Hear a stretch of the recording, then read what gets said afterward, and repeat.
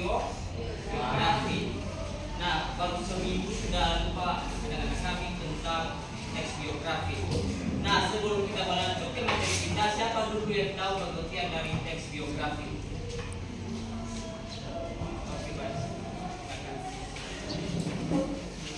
Baik, teks biografi ini adalah teks ataupun sebuah rangkaian yang menceritakan kehidupan seseorang yang ditulis oleh orang lain. Berbeda halnya dengan autobiografi, yang dimana autobiografi ini yang menceritakan kehidupan orang lain, namun ditulis oleh dirinya, menceritakan kehidupan dirinya sendiri dan ditulis oleh dirinya sendiri. Dan biografi ini dapat kita simpulkan jadi menceritakan kehidupan orang lain yang dimana ditulis oleh orang lain. Baik, terima kasih. Dan teks biografi itu riwayat hidup seseorang yang ditulis oleh orang lain. Nah, sekarang masuk kita pada materi pembelajaran dengan judul baru, cerita pendek. Untuk anak-anak semua dulu, siapa yang tahu pengertian cerita pendek? Karena cerita pendek ini sering kita dengar, tidak asing di telinga kita. Setiap hari kita mendengar apa itu cerita pendek. Oke, baik, aku Sria. Cerita pendek ini merupakan sebuah teks narasi yang ceritanya ini terfokus pada satu karakter saja. Sehingga cerita pendek ini merupakan cerita yang disajikan dalam bentuk. Oke, baik. Ada yang tahu lagi? Nah, baik. Pengertian dari cerita pendek ini yaitu menurut para ahli dulu. Yang pertama, Sumarjo 2001.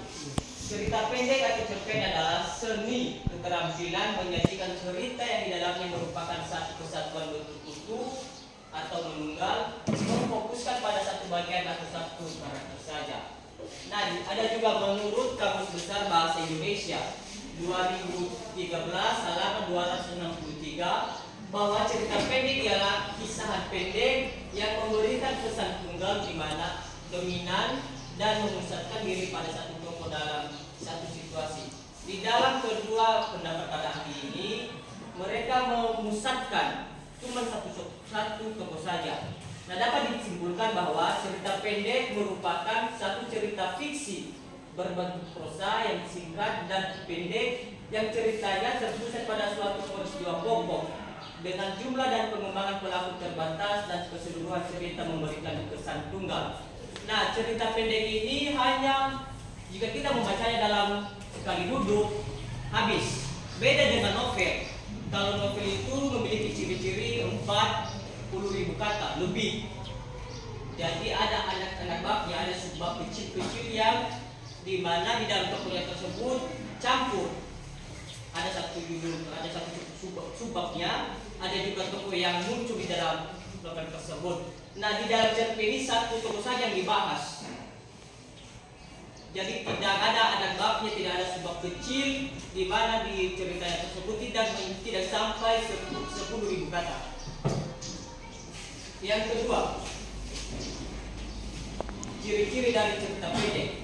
Siapa yang bisa membaca untuk nomor 1 dulu? Dorothea.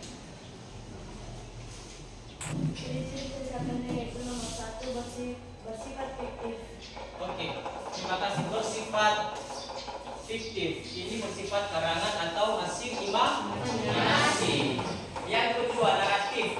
Nah, naratif ini bersifat cerita. Narasi dia bersifat narasi ataupun naratif. Yang ketiga, kurang dari 10.000 kata. Nah, ini tadi beda dengan novel 40.000 kata. Kalau ciri-ciri dari cerita pendek ini kurang dari 10.000 kata. Yang keempat, habis dibaca sekali duduk. Nah, cerita pendek ini sekali kita baca, sekali kita buka, habis. Kalau dibaca dulu sekitar 5 menit, tamat. Kalau di sinetron itu. Tapi kalau di cerita pendek habis. Yang keempat, kelima memiliki kesan tunggal. Dia memiliki kesan tunggal pada cerita pendek tersebut. Lanjut. Unsur-unsur dari cerita pendek. Nah, di dalam cerita pendek ada 7 unsur intrinsik. Di sini ada 2 unsur, ada unsur intrinsik dan ada unsur ekstrinsik.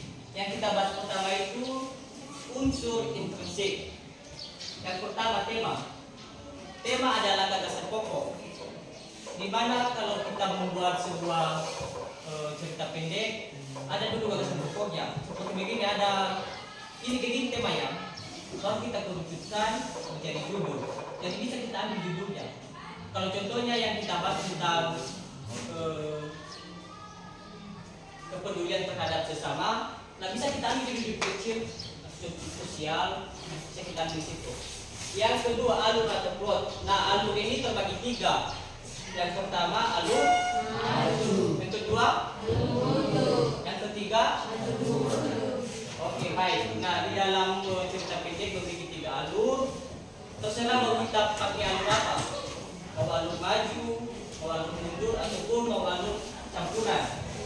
Yang ketiga latar atau setting. Nah di latar ini ada 3. Siapa yang ingat gitu? Siapa yang masih tahu?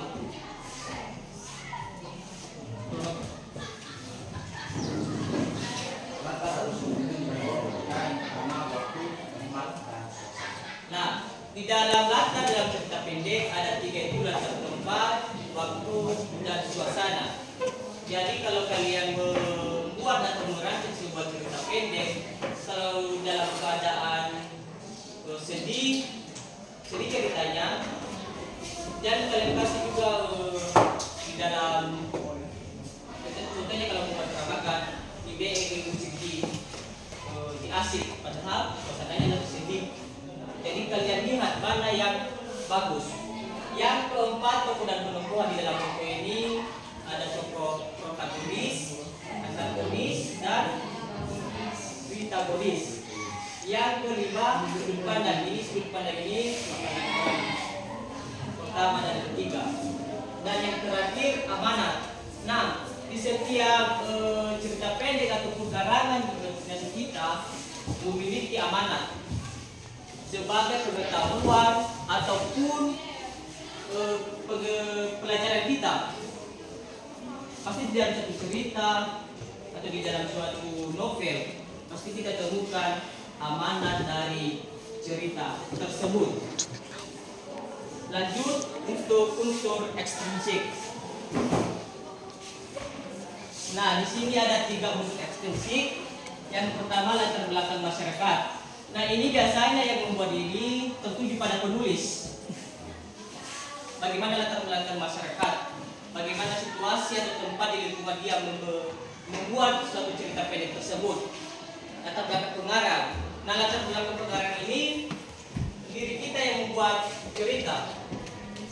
Bagaimana jika psikologi kita baik, berarti cerita kita lancar.